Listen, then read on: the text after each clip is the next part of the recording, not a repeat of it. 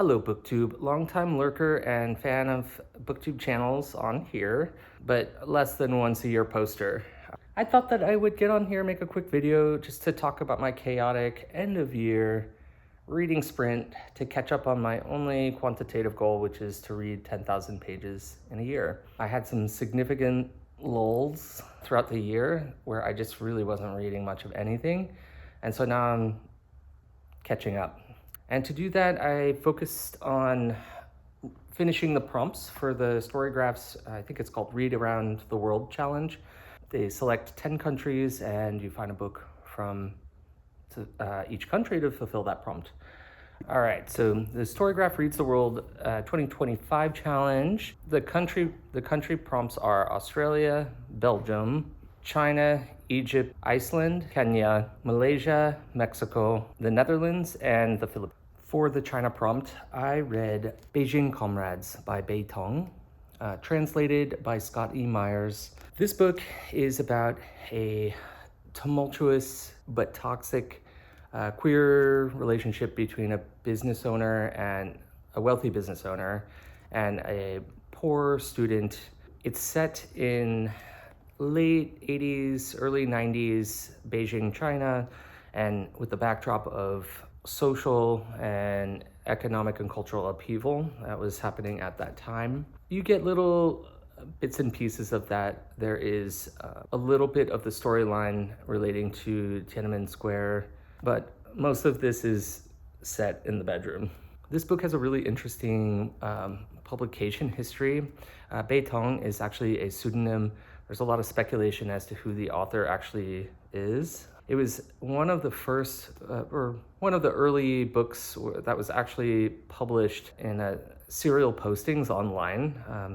When it did finally get put into a book format, it was banned in some countries. This is a repressing by the feminist press. Queer contemporary classic. For the Malaysia prompt, I read The South by Tosh Ah. This is a book focusing on a Malaysian family as they return to a family farm after the grandfather has passed away. The farm is set in South Malaysia. I think it's around like the 1990s. And in terms of place and environment and setting, it is not very far from Singapore's wealth and skyscrapers that are just across the border. The farm itself was not doing well. It's a little rundown. The trees and the crops that are being produced have been dealing with drought, poor soil conditions, disease of the plants. And the story is told through the eyes of Jay, who's a teenager of this family, as he observes family dynamics, but also as he starts developing a relationship with the farm manager's son.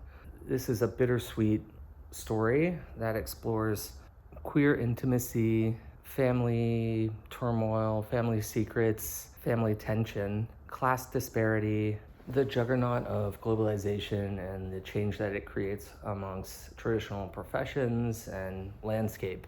For the Iceland prompt, I read Animal Life by Author Eva Ólafsdóttir.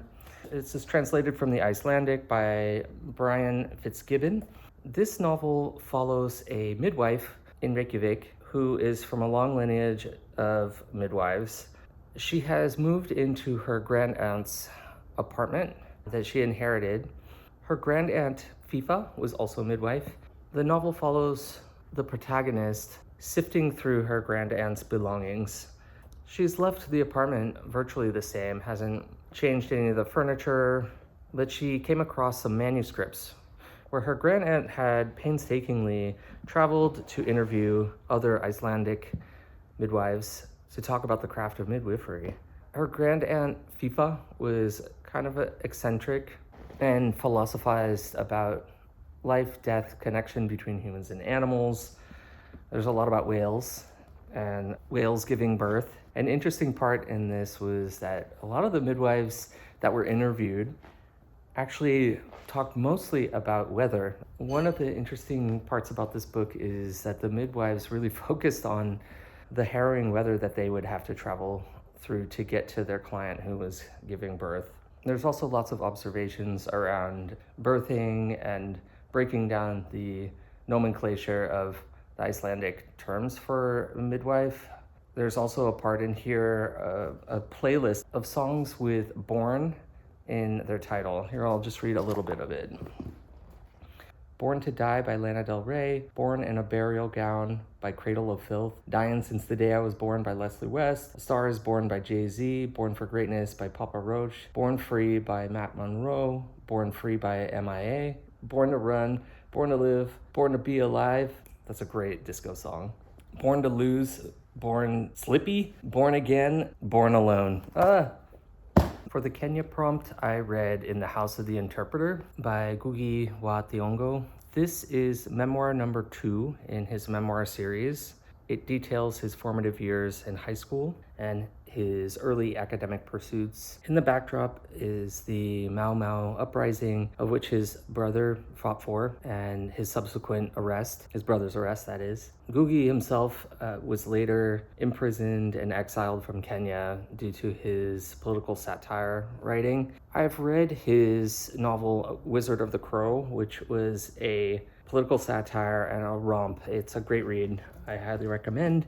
I was inspired to read his memoir because he recently passed away this year. For Egypt, I read Chronicle of a Last Summer by Yasmin Al-Rashidi, and this book got me very excited. It is a coming-of-age novel that follows an unnamed protagonist, this young Egyptian girl, but follows her through 3 distinct time spans. The writing changes as she matures. It starts off in 1984 in her childhood, and she's really just absorbing her understanding of what is happening in the world around her, what is happening politically in her own family, about the disappearance of her father, noting when adults were quiet around her, or it depicted a child's view of her understanding of the political environment. In 1998, the protagonist is now in college. She has a more adult view of the world. She is an aspiring filmmaker and writer. It discusses the political landscape that was happening at that time. So it is a historical novel as well, and made me really interested to learn more about Egypt's more recent history.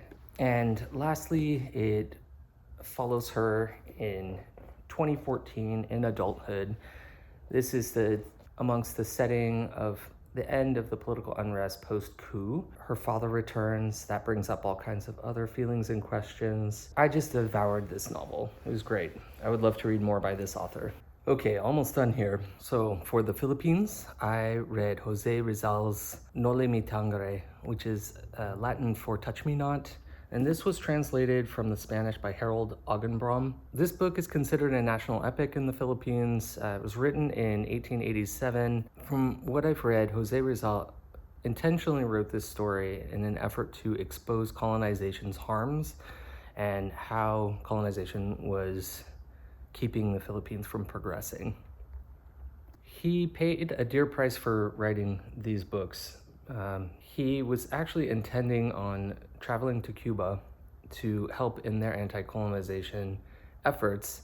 And as he was about to board the ship to travel there, he was arrested, had a very brief trial, and was executed shortly after. I think that anyone who's interested in anti-colonization writings, especially early writings, anyone who is interested in the connection between the Philippines and the Americas, anyone who likes an epic, chivalrous, romantic tale that doesn't end well, I think you would enjoy this book. Okay, last but not least, this is not having anything to do with the Storygraph Read Around the World Challenge, but I too have caught Ferrante fever. I read the first 3 books of the Neapolitan Quartet in August for Women in Translation Month, but I still had yet to finish the 4th book, which I am just devouring right now. I love Elena Ferrante's writing, and while I think everyone focuses on the nature of the female friendships or frenemy relationships I feel like she is giving a lot of information and Easter eggs of Italian and Neapolitan history. Maybe I'll one day make a video that kind of explores this a little bit more, but these books got me so excited. I've been watching a lot of videos on here on people's 2026 reading goals and picked up on a couple of themes. One is that people really want to focus on quality of reading and not quantity. So folks are moving away from having a book count that they're trying to achieve and moving more towards spending time with the text, reflecting, maybe journaling. There's one person that I saw who was going to do a deep dive into one single book. Also, people have been talking about keeping up a pace of reading, so more regular reading throughout the year, trying to keep that as a habit. As I reflect on my own reading of the year, I feel like Storygraph is really helpful for that because one of the stats that they provide is the number of pages read. For the last 3 or 4 years or so, I don't have a goal of a particular book count, but I've always kept a page count as a goal. And my page count goal is 10,000 pages a year. This year, I kind of struggled with reading for some of the months, and now that has led me to trying to tear through books in this last month of December. And it's not comfortable reading. I would rather keep an even pace throughout the year. So I did some timing of how fast I read through a really challenging text. A really challenging text might be anything from understanding the content, like complex wordplay, or perhaps the font is really small, there's not a lot of chapter breaks or sentence breaks even. To read comfortably, I'm going to read a lot slower. So using a challenging text like that, I timed myself, and using that as a conservative calculation, I could comfortably read about an hour a day for at least 300 days in a year and meet my goal easily. Now, some days I will skip reading, some days I'll read less than an hour, some days I'll read more than an hour. I feel like it kind of evens out. But I also want to keep my pace and read more regularly. So I feel that the page count as a quantitative count is a really reasonable goal. Also, it doesn't make me shy away from larger books. In terms of challenges, I think I'm going to continue on with the Storygraph Reads the World for 2026. There's also an interesting anti-brain rot challenge by This Story Ain't Over is the host of that one. I will link to the video on that challenge down below. I also have some reading projects that I'm interested in. I wanted to do a deep dive into Jean Genet's reading, mostly of his novels and plays, and maybe a collection of some of his essays. I think in particular, The Criminal Child is a collection of essays that I would like to read. I picked this because I've had some Jean Genet books on my shelf that have gone unread. It will also satisfy one of the prompts for the Read Around the World challenge for France. And last year I read through Maya Angelou's memoirs, and in one of them she talked about being in one of Jean Genet's plays. That made me curious about reading some of those plays. With my page count challenge and the anti-brain rot and Read Around the World challenge, those provide the scaffolding of my reading goals, and the rest is just going to get filled in by my interests, vibe reading, and mood reading will fill in the rest. I'm very excited for what my 2026 reading year is going to shape up to be, and I'm hoping that it will be the best year yet. All right, I'm going to finish up and finally be able to return these books to the library. Bye.